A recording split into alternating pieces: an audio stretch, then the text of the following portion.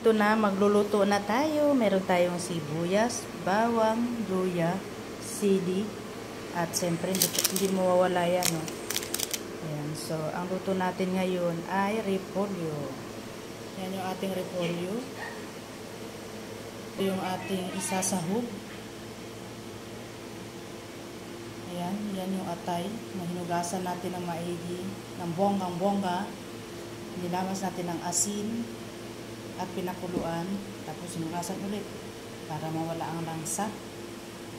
Meron lang tayo ditong asin, soy sauce, paminta, at olive oil ang gagamitin natin. Okay? Ito na. Maglagay na tayo ng olive oil. Yan. Dahil mainit na, lagyan natin yung ating luya. Yan.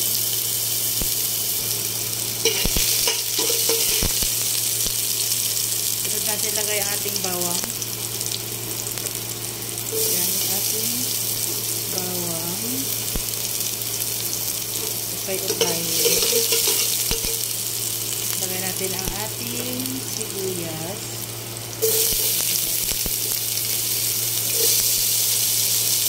Upay-upay. Parang pag-upay-upay natin kung kanilang damdamin sa kanilang damdamin. Ayan. Ayan. Ayan. So, ilagay na natin yung ating atay kanina na nilaga natin. Ilagay tayo ng paminta. Kunting asin. Ito yung ating magic. So, haluin. Haluin natin, guys. Ayan.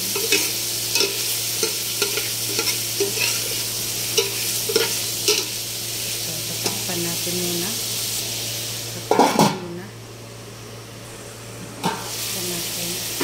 So, lagyan natin ng konti lang naman. Konting tubig. Absorb lang natin yung konti lang. Tuyo.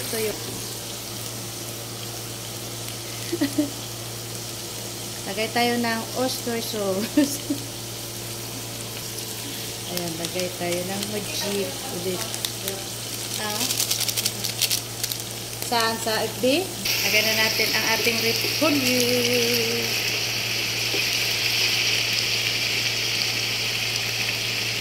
Okay. Haluin.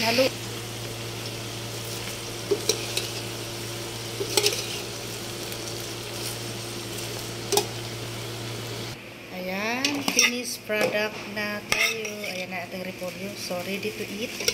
Mag-eat na tayo. Kain. Ganyan na itsura niyan. Maputla. Pero, yummy yan.